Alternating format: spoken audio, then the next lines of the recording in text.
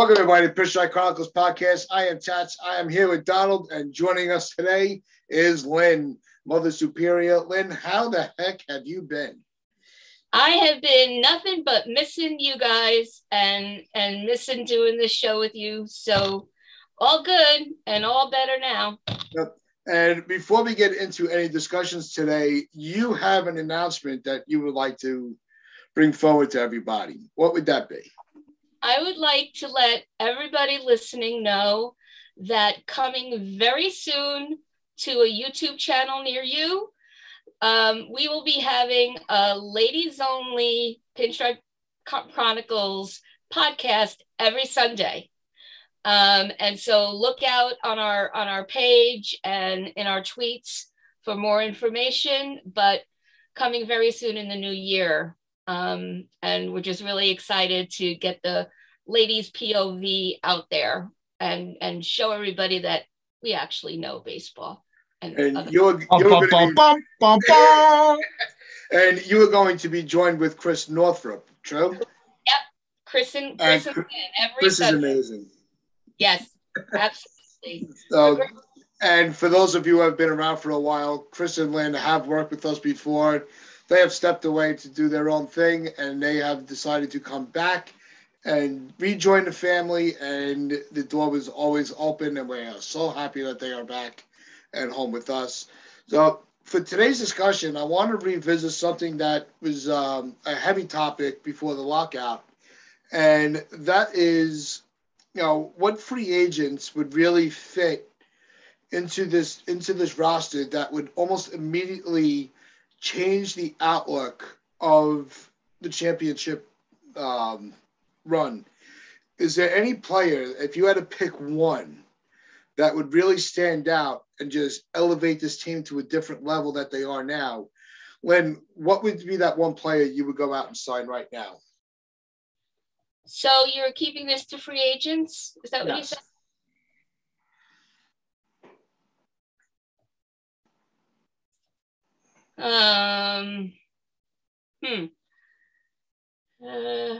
Shortstop, center field, catcher position, first base. Yeah. There's a lot of holes that are on the team.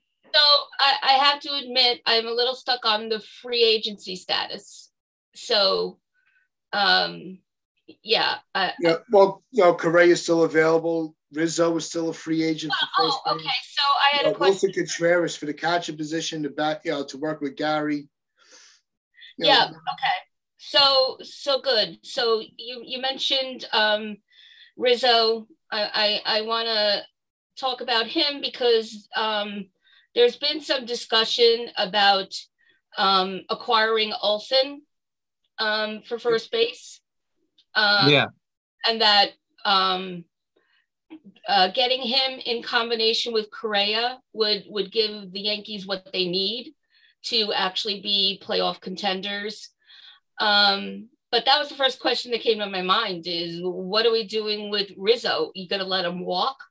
And I just don't think we should be letting Rizzo walk. I think, we need another full season with him. I think he has enough potential. Do I think that he could turn the team around on his own? No. But I know zip diddly squat about what Olsen would be able to do to turn the squad around. So to me, it's not just about the stats and their skills overall. It's about, when you're talking about turn the team around, what is their dynamic going to be right off the bat, no pun intended, with the rest of the team, and just dig their heels in as somebody who's going to be that charge. And so similar with the catcher position. I don't know enough about any of the free agents for catchers, and what I do know is that we don't have anyone currently, right? And so it should be somebody that we have experience with or knowledge of. That's why I asked if we're sticking to free agent. If you want to bring in a trade proposal, that's been a legitimate discussion. That's fine as well. Yeah. Yeah, like Contreras, who's on the Cubs right now. Right.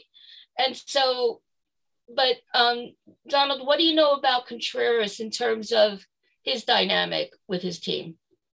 Well, he's at the Cubs right now. I mean, that was obviously one possibility that we could look into by a trade. I'm not sure, but is there, for instance, are you focused on first base, or do you think maybe shortstop with maybe Correa, or do you like Trevor Story? Is there somebody that you prefer out of the two? So actually, I'm focused on the outfield still. I'd Okay. say outfield first, catcher second. I think that we have enough flexibility in the infield, with labor still being a concern. I'm concerned with Hicks, to be honest with you. Everyone's concerned. As a lot of Hicks. people are, yeah. And so it would have to, it really depends on, Stanton versus Hicks and who gets the most play time. And right. And they both have, there's reasons for both being out there and not, but well, Stan's a left and right fielder, and Hicks is just center field. Well, but then that's the other thing is, Stanton had, that's one of the differences I was alluding to is Stanton at least can do more than one spot in the field, whereas Hicks is straight and center. And I just don't know. His history just shows that he, splits his pinky nail and we don't see him for 6 weeks kind of thing. And so, so that's an immediate worry for mine. Maybe unfair because it's based on the past, but I just would like to see a little bit more. I'm not suggesting, so don't even react. I'm not suggesting that we bring back Gardy, truly, but we need somebody who Gardy was intended to be used for last year, and fair point. Wasn't. So I would like to see something happen where there's that kind of a depth that could actually be relied upon with, somebody on backup who has both the O and the D. So and I don't know how that gets, worked around and worked out, but Stanton and Hicks in their own ways bring concern about being the permanent out there. But what's going to fill that in as an extra to bring in? And but don't you think? I want to bring up. You brought up Gardner, and I don't think that his name's actually been mentioned enough throughout the all-season talks. Do you think that because that he's so reliable, that maybe if he's able to mentally accept, because I don't think he ever mentally accepted that fourth outfielder role. If he's able to come to terms with, look, this is my last, I only have 1 year contracts really available to me, if any. If they bring him back on that 1 year deal where he's like, look, I understand my, I'll accept my role, where he could be like a defensive substitute in the end of a game, where he still has that leadership in the dugout and within the locker room. Well, Gardy actually has said in more than one interview that it was a lot for him because he was playing in the way that he didn't expect to play. So I think that he did accept, and he did know what to expect last season. And he had to rise to the occasion and still caught shit for it because it wasn't enough. But, that's not how he was ever really built, especially the past 5 years or so. So, but, I'm with you. I just had to say that once because I know I get all kinds of crap because I'm pro Gardy all the time. But that would be the dream scenario for sure is, if we were to really stick to our word on that, and if we could make solid decisions about how to work out Hicks and Gardner? Yeah. Apparently it's closer to my bedtime than I thought. So if we could work that out in the way that could really be leveraged and that could assure us that Gardy, can sit on the bench be out there on the off days, spell somebody, you know, when they need to pinch run in those crucial situations, you know, the things that he continues to be built for. But have him mostly sitting in that clubhouse, that fills the other half of your question 100%. Because, you know, as much as he goofs around and gets in trouble for some of the little pranks, he doesn't play with his colleagues. You know, I know, and I've read, you know, that he'll go there and, you know, speak up to people about getting their stuff together. So, and at the same time, encouraging and revving them up. So bring it. Can you make that happen? Yeah, I mean, as far as the yeah, I'll get in touch with Cashman. It'll be fine. I'll get in touch with Cash. I'm sure it'll be a job. I'll get it done for you, Lynn. Thanks. There's still 11 Donald, days. get him on the phone right now. Yeah, no problem. We want 5 rings. Let's go. Yeah, we talk about having leadership in the dugout and within the locker room with the players. And Judge is a player that a lot of people are expecting to elevate to that role. And Donald, do you think that Judge has the capacity to be that leader that, you know, really needs to just keep everybody together and focused? I don't believe that anybody should be a captain other than Derek Jeter. I didn't say He's captain. The captain. I just said hold them. I'm just making sure. I'm just making sure. I'm just making it clear because a lot of people want to say that he's the next captain.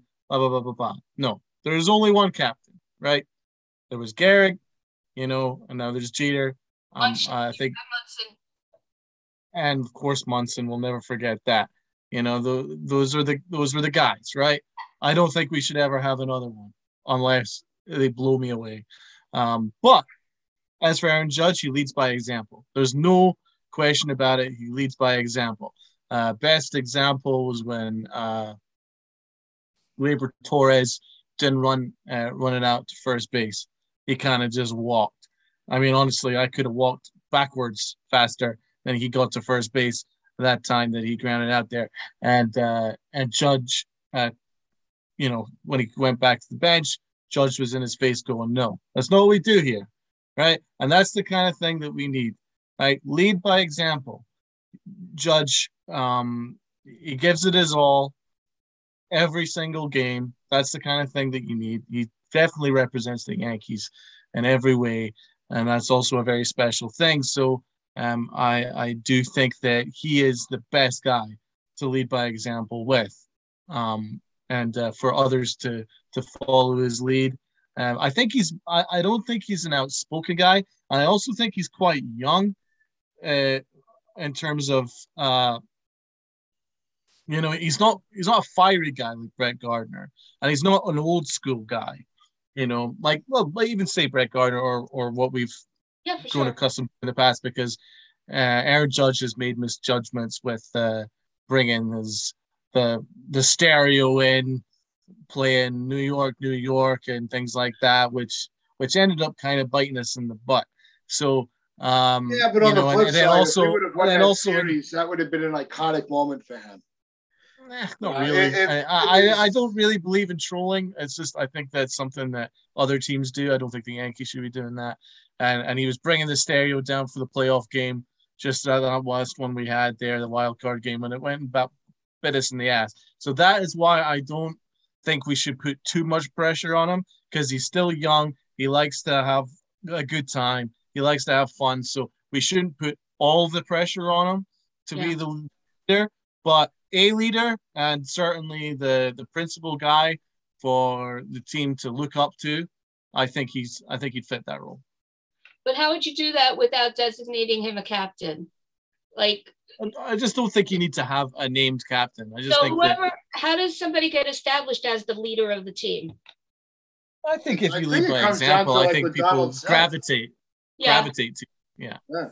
You know, we saw it a lot last year in the dugout when you were watching the games. A lot of times, Gerrit Cole was that guy that was going up to everybody and, you know, whispering in their ear or going over, you know, notes and just really, you know, walking them through the game, whether they were on a high in the game or if they had hit a low in the game. Cole just seemed to be that guy that was resonating and talking to everybody.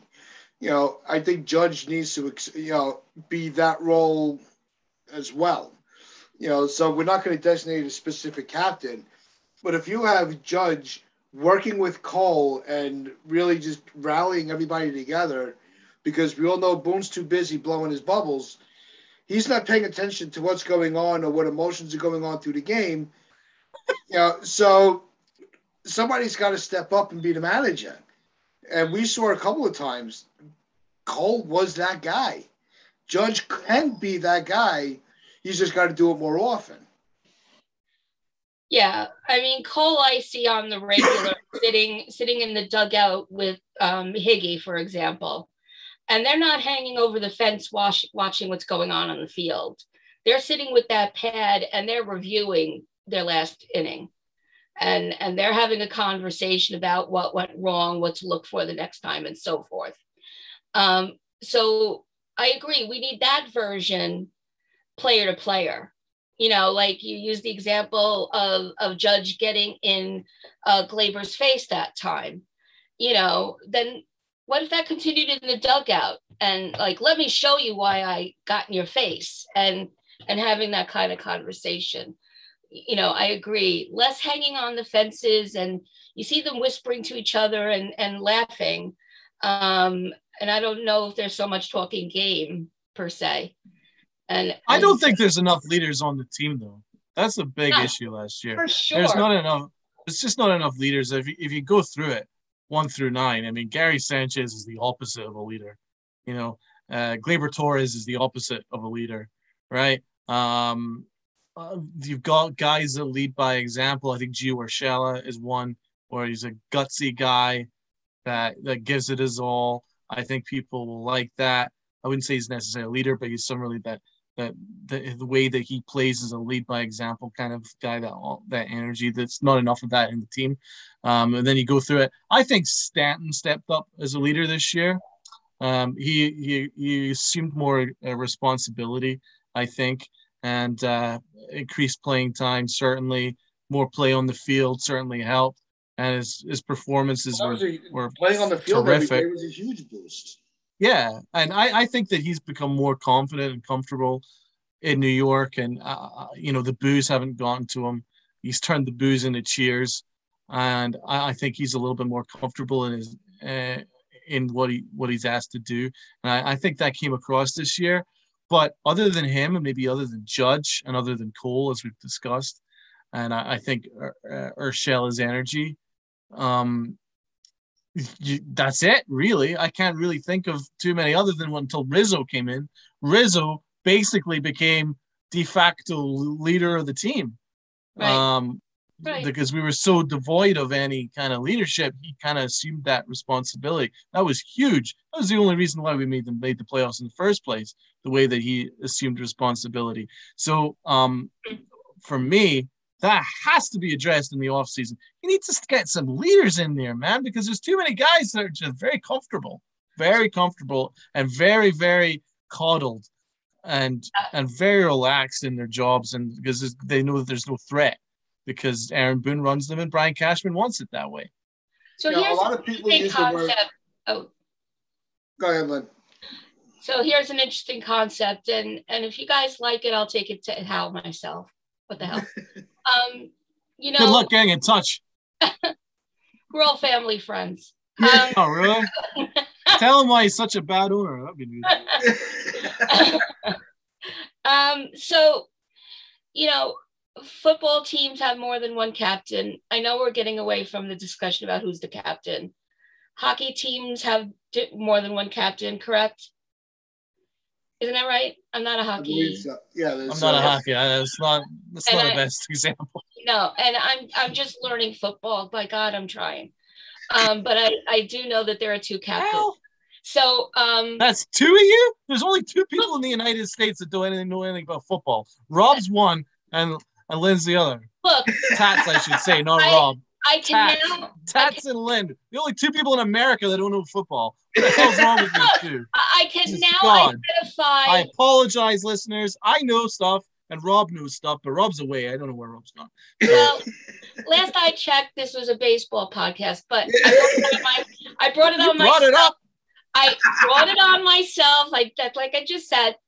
I will say that I do know more than, oh, my guys are running in the right direction. That's good about football. So I'm getting, and I do know when it's appropriate to say, go for the Hail Mary, which is almost never. And I know what a pick is. I've learned all sorts of things. So, Wow. however, I think is that football for dummies? Yeah. Okay. I'll take that. We'll let that one slide. So I'm going to go with my team for a minute. So I know Alan is a captain. Is he the captain for the offense? Because I know there's another captain, and are they the captain for the defense? Is that how it works, Mr. Know-it-all? What are you talking? Oh, sorry, Buffalo Bills. Yes. Yeah, for the Yes, my only contribution on the Sports Wire chat, because God damn it, they're the only ones that play in New York. Yes. Thank you. Oh, give me a break. Right, okay. No, but anyway, yes. There's a bunch of captains in football. Oh, it just depends on who's even better. Right, defensive, offensive. Allen, yes, definitely the captain. All quarterbacks are always the captain. Even better though for my case. I would, if I were manager and we're not going to go with captain, I would have all infielders have a meeting, all outfielders have a meeting, have pitchers and catchers have a meeting. Okay. Doesn't have to be after every game, not all of them, but after every game, those that played in those strata. To debrief, to watch, to talk about, what went wrong between them, if anything, what was the missed opportunity about how they threw into where, and lead each other through that for the next time. And then use once a week for the entire outfield team, to meet and do the same and so on, and structure it that way. So I think the size of the coaching staffs in sports have gotten so large now. We were talking about that during the week, that you're adding even more voices that they don't know who to listen to. What are they doing? It's left to the players to be their own coaches. Like, have you seen any impact on these coaches in the past 4 or 5 seasons? But that's also because the players have been given so much power that they don't need the coaches, because they're playing on the field. They're almost guaranteed, because they're making so much money. They're not going to get, the owners are not going to want them to get paid to sit. They're going to get paid because they're on the field. Well, so it doesn't matter what they don't have to listen to the coaches anymore, because the players have all the power in sports. Okay, then that's the next topic for you guys when you have an episode. Yeah. Because all I'm seeing is horrible third base coaching. I don't quite know what Marcus Thames was all about and what he accomplished. And he's gone. Who's coming in? I don't even know. We've brought in a whole new coaching staff. I was actually my next question. What do you think of the Yankees' new coaching staff? Have you had a look at who our new staff is? I've been too busy learning football. Oh God. Okay. So Eric Chavez, remember Eric Chavez? Name rings. Okay, so Eric Chavez, he's involved now. Yeah. He's kind of he's going to be kind of a mix and match kind of guy. So he's going to be involved in the coaching staff. We've also got who else have we got here? We've also got Luis Rojas. Remember, was the Mets' previous coach, so he's head manager. So he's going to be our coach as well. He's going to coach. And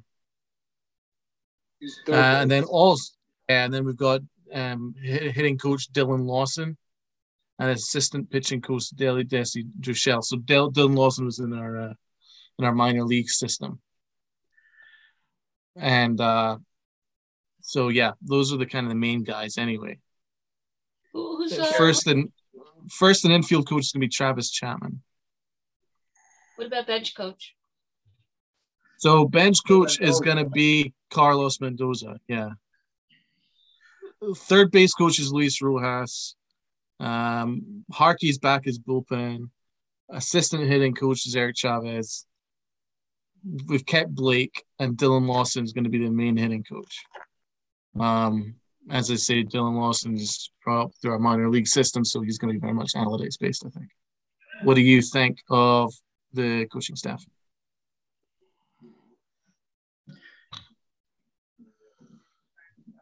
Well, I'll tell you, I was hoping that Yankees would keep Gardner in the organization and put him in as bench coach. It's a big step up. It is a big step up, but even if they started him in AA, and he worked himself up, I mean, for all the reasons I said. I don't know if he's ready to retire yet. He's not announced that he's ready to retire. No, he hasn't announced, but I think in order to stay in the organization, no, I think he's still holding hope that they're going to sign him. Yeah, I think he wants to be a lifer. I think he's made that abundantly clear. I don't think he's going to accept, a 1-year deal anywhere else. So, maybe you'll tell me I'm wrong shortly, but. Well, I think you're a Brett Gardner lifer. You've made that abundantly clear. Well, no, yeah, I am a Brett. No, I'm all for that. I've taken him on. I've taken on the role of advocate and he'll never know that. But seriously, when you're looking, I think he needs to go on a leadership track. And I don't care if he starts in bumfuck, Illinois for it. Somewhere in the Apologies, Tom. Apologies, Tom. Forever. What? You apologizing to Tom for your not swearing. So holy language. Oh, sorry, Reverend. I mean, the irony. The Christmas season too. I know. The first person to swear post-Christmas is Mother Superior. Mother Superior herself. What is the irony? Unbelievable. Tom knows that Jesus and I are good. And I'll have my conversation in the confessional about it. Yeah. So, but yeah, it's going to be, Gardner is going to be one of those, if he's not a lifer, I personally will be disappointed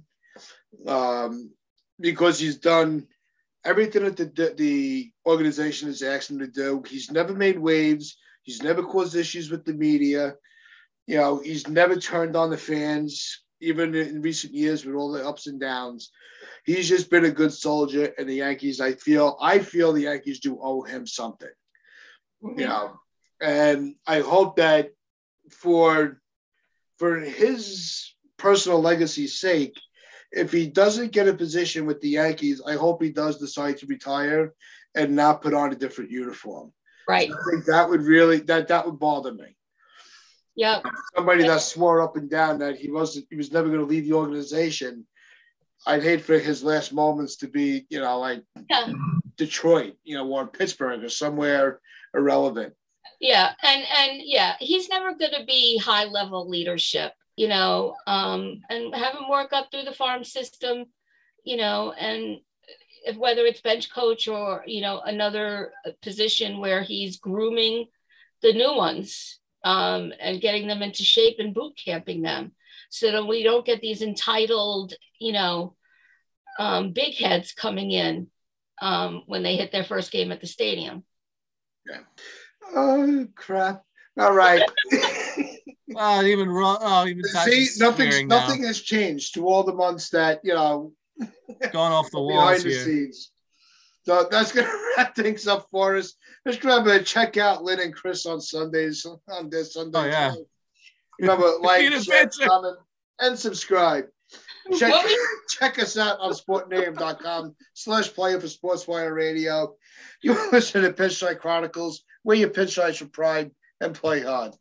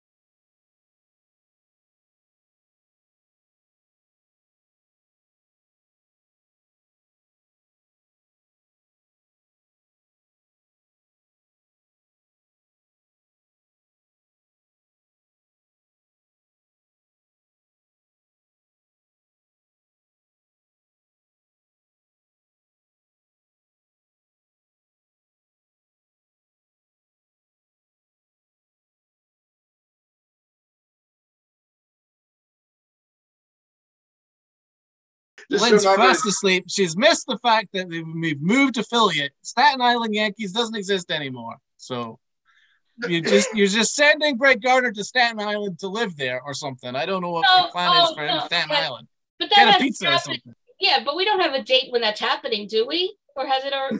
That's already happened. Oh my God. Right. Look, I've been hibernating. I have not been on a podcast to be schooled by the greats. Don't worry, Lynn. There are still people that call the Dodgers the Brooklyn Dodgers. So you know what? Maybe Girardi will give him something then.